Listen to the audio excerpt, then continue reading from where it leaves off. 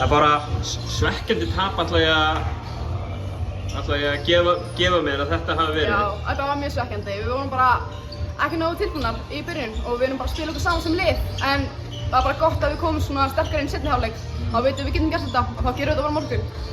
Gífurlegur karakter sem sýnir, við lendið 18-20 stigum þarna undir og klóruð ykkur einhvern veginn inn í leikinn. Einhvern veginn ekki hægt að setja það á einhvern einn leikmann í liðinu. Þetta var einhvern veginn svona liðs-effort, karakter í þessu lið. Já, við erum núna að byrja bara að reyna að spila saman og svona. Við erum fyrsta leikin okkar saman og svona. Þannig að þetta er bara að koma. Við verðum bara miklu sterkari og komum miklu sterkari núna í næsta leik. Og þetta æfingar og æfingarleikir sé eitt og svo séu svona keppnisleikir annað sko. Hvað svona, hverju komust að í þessum leik sem við kannski vissu ekki? Sko, við þurfum aðeins að passa pressuna. Þú veist, við erum ekki alveg búin að komast gegn pressunni. Þannig að það þurfa að lagast og svo náttúrulega hraðaflipinn. Þannig að við þurfum eiginlega bara, þú veist, það virkaði ekki alveg þessum leik, þannig að við þurfum aðeins að rjúka í það. Oft talaði um meginlandsbolta sem spilaðar á þessum móti sem svolítið ólíkur kannski því sem hefði spilað, þú veist, eins og á Íslandi og fleira. Þú talar um pressuna og þetta.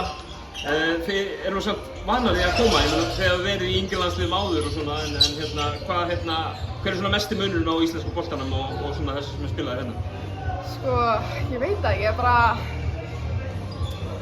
veit ekki alveg, bara það er miklu skemmtilega að spila hérna allavega, það er mjög gaman. Og þú veist, bara að spila fyrir Ísland, það er náttúrulega bara rosalega geggjað. Og náttúrulega að spila með öðrum stelpum, það er ekki að spila með alltaf sömu stelpunum að spila með heima. En það er kannski ekkert mjög margir áhorfendur, samt skilur við mjög stolt að spila fyrir Ísland. Og hitinn náttúrulega, hitinn í salnum, það er ruglað. Danska liðið á morgun. Já. Þið eru væntanlega, ég meina, það er ekki hægt að hvíla á lengi, ég meina, það er bara 24 tímar í næsta leik. Já. Hvernig munið þið undirbúa ykkur fyrir það verkefni? Við erum bara að horfa á vídeo bara af þeim, þær eru að spila núna held ég. Og við ætlum bara að vera vakandi byrjun, bara frá byrjun. Og við getum ekki komið svona sofandi í leik. Þannig að við ætlum bara að byrja sterkt og klára leikinn sterkt líka. Gerðu það ekki bara, gangi ykkur vel. Takk fyrir, takk.